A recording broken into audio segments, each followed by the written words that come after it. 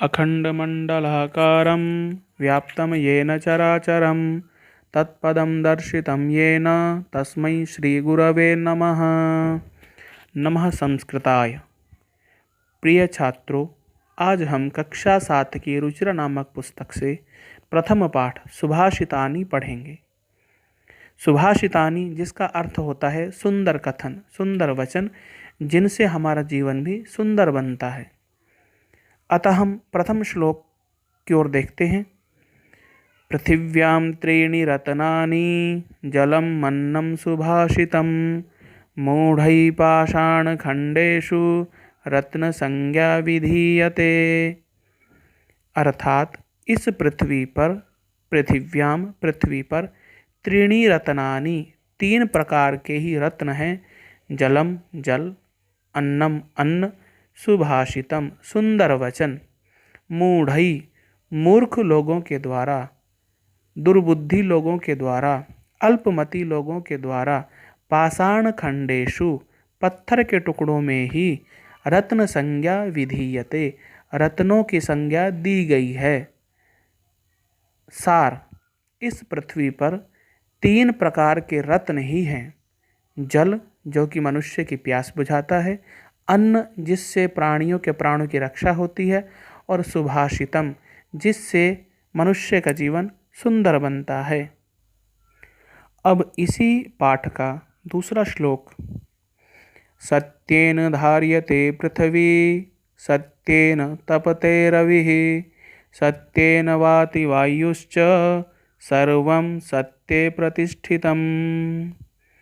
अर्थात सत्य के द्वारा ही इस पृथ्वी का धारण किया गया है।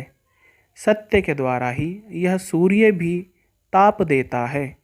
सत्य के प्रभाव से ही वायु बहती है।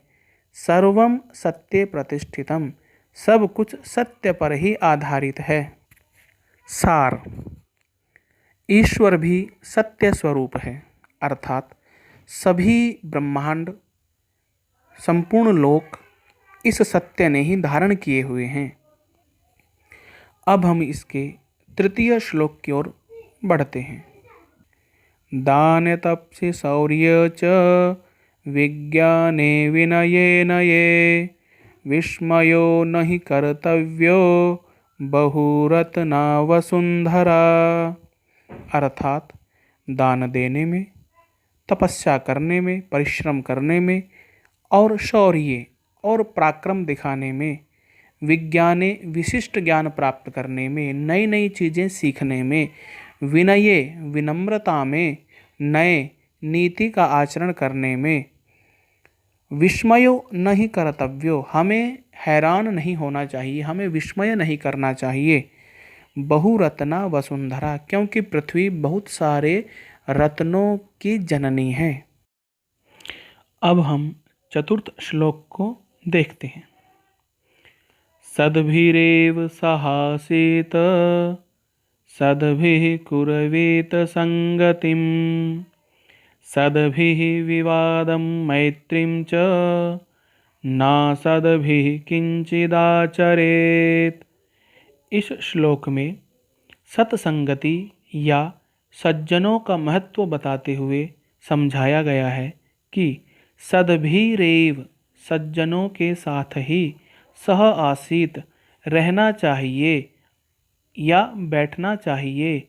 सद्भिः कुर्वीत संगतिम, सज्जन लोगों के साथ ही संगति करनी चाहिए, उनका संग करना चाहिए। सद्भिः, सज्जन लोगों के साथ ही, विवादम मैत्रीम च, झगड़ा और मित्रता भी सज्जन लोगों के साथ ही करनी चाहिए। ना सद्भिः, दुष्ट व्यक्तियों के साथ तो न किंचिदाचरेत, किसी भी प्रकार का आचरण नहीं करना चाहिए। सार, दुष्ट हर प्रकार से ही दुख देने वाले होते हैं, और सज्जन की मित्रता भी सुख प्रदान करती है और शत्रुता से भी लाभ ही होता है। अब हम पंचम श्लोक की ओर बढ़ते हैं। धन धान्य प्रयोगेषु विद्यायः संग्रहेषु च आहारे व्यवहारे च त्यक्तलज्जः सुखी भवेत्। धन धान्य प्रयोगेषु मनुष्य को धन और धान्य अर्थात अनाज अन्न आदि के प्रयोग में विद्यायाः विद्या संग्रहेषु विद्या अर्जन करने में आहारे भोजन आदि करने में व्यवहारे और सामाजिक व्यवहार में त्यक्त लज्जा लज्जा को छोड़ करके सुखी भवेत सुखी होना चाहिए। अर्थात जो व्यक्ति धन का सदुपयोग करता है, अन्न का सदुपयोग करता है और विद्या का संग्रह करने में भी लज्जा नहीं करता, आहार में भोजन आदि में व्यवहारे और सामाजिक व्यवहार में लज्जा को त्यागता है, वही सुखी रहता है। प्रिय छात्रों, अब अंतिम श्लोक की ओर बढ़ते हैं। अंतिम श्लोक है क्षमावसी कृतिर्लोके क्षमय किं न साध्यते शांति खड्गः करे यस्य किं करिष्यति दुर्जनः। क्षमा वसी कृतिर्लोके लोके संसार में क्षमा एक जादू की तरह है, एक वशीकरण के जैसा है। क्षमया किम न साध्यते क्षमा के द्वारा हम क्या सिद्ध नहीं कर सकते, अर्थात क्षमा से हम क्या कार्य नहीं कर सकते। शांति खड्गः करे यस्य शांति रूपी धैर्य रूपी तलवार जिसके हाथ में हो किम करिष्यति दुर्जनः दुर्जनः दुष्ट व्यक्ति उसका क्या कर सकते हैं, अर्थात दुष्ट व्यक्ति उसका नुकसान नहीं कर सकते।